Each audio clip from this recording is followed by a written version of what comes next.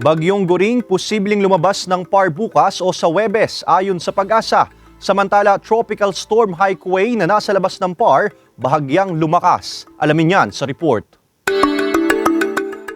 Patuloy na minomonitor ng Pag-asa ang dalawang bagyo sa loob at labas ng Philippine Area of Responsibility. Dahil pa rin sa Bagyong Goring, nakataas ang signal number 3 sa southern portion ng Batanes at northeastern portion ng Babuyan Islands. Signal number 2 sa natitirang bahagi ng Batanes at Babuyan Islands at extreme northeastern portion ng mainland Cagayan. Habang signal number 1 naman sa northern at eastern portions ng mainland Cagayan, eastern portion ng Isabela, northern portion ng Apayao at northern portion ng Ilocos Norte. Huling namataan ang Bagyong Goring sa layong 175 kilometers east-northeast ng Apari, Cagayan. Mabagal itong kumikilos pa west-northwest. Ayon sa Pag-asa, posibleng lumabas sa PAR ang Bagyong Goring bukas o sa Huwebes. May tsansa ring lumapit o maglandfall yan sa bahagi ng Batanes. Bahagyang lumakas naman ang Tropical Storm Haikui na nasa labas ng PAR at nasa layong 1,660 kilometers silangan ng extreme northern Luzon. Ayon sa Pag-asa,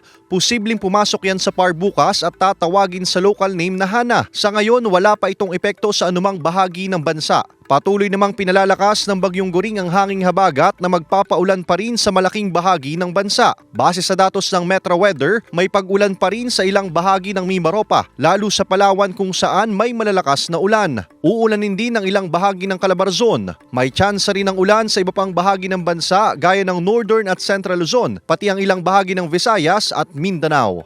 Ace Medrano, Balitang Southern Tagalog.